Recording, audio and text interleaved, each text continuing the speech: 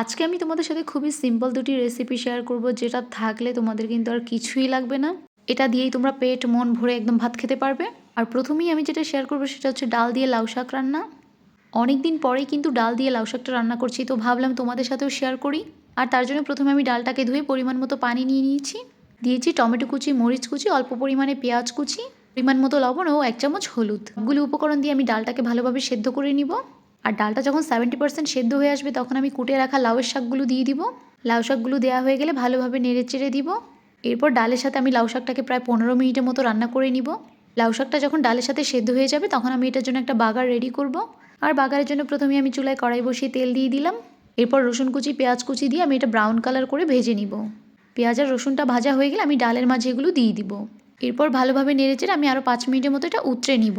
এই তো উতরে এসেছে আর আমার ডাল দিয়ে লাউ শাক রান্নাটাও হয়ে গিয়েছে। এটা খেতে যে এত দারুণ লাগে, তোমাদের কার কার পছন্দ সেটা কিন্তু অবশ্যই কমেন্ট করে জানাবে।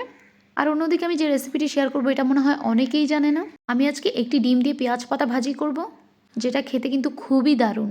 আর তার জন্য আমি পেঁয়াজ পাতাগুলোকে একদম কুচি কুচি করে কেটে ধুয়ে নিয়েছি। আর এরপরে চুলায় কড়াই বসিয়ে তেল দিয়ে দিয়েছি পেঁয়াজ কুচি। এরপর আমি পেঁয়াজটাকে ভালোভাবে নেড়ে চেড়ে নিব। 2 মিনিটের মতো নাড়াচাড়া করে আমি এখানে 1 চামচের মতো হলুদ দিয়ে দিব। পেঁয়াজের সাথে হলুদটাকে ভালোভাবে নেড়ে চেড়ে নিয়ে আমি এখানে পরিমাণ মতো লবণ দিয়ে দিব। এখন আমি লবণটা দিয়ে ভালোভাবে নেড়ে চেড়ে নিব। এরপর এখানে আমি একটা ডিম ভেঙে দিব। এখন আমি ডিমটাকে ভালোভাবে নেড়ে চেড়ে পেঁয়াজের সাথে ভেজে নিব। ডিমটা যখন ভালোভাবে ভাজা হয়ে যাবে তখন আমি এখানে পেঁয়াজ পাতা কুচিগুলো দিয়ে দিব। পেঁয়াজ পাতা কুচিগুলো দিয়ে আমি এখানে ভালোভাবে নেড়ে চেড়ে নিব। ডিমের সাথে আমি পেঁয়াজ পাতা কুচিটাকে ভালোভাবে নেড়ে চেড়ে নিব। এরপর আমি এখানে দিয়ে দিব কাঁচামরিচ কুচি। তোমরা যে যতটুকু ঝাল খেতে পছন্দ করো সেই অনুযায়ী কাঁচামরিচ কুচিটা দিয়ে দিবে। যতক্ষণ পর্যন্ত না পেঁয়াজ পাতাটা সেদ্ধ হচ্ছে ততক্ষণ পর্যন্ত আমি পেঁয়াজ পাতাটাকে নেড়ে চেড়ে ভালোভাবে ভেজে নিব। অনেকেই কিন্তু জানেও না যে পেঁয়াজ পাতা কীভাবে খেতে হয়।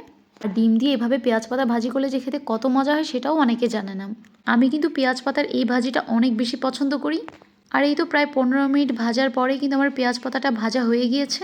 এখন আমার পেঁয়াজ পাতাটা একদমই রেডি। রুটি দিয়েও কিন্তু এই ভাজিটা খেতে দারুণ লাগে। তোমরা ভাতের সাথে বা রুটির সাথে এই ভাজিটা খুব মজা করেই খেতে পারবে। তো তোমরা যারা এখনও এই ভাজিটা ট্রাই করোনি তারা অবশ্যই বাসায় এটা একবার হলেও ট্রাই করে দেখবে।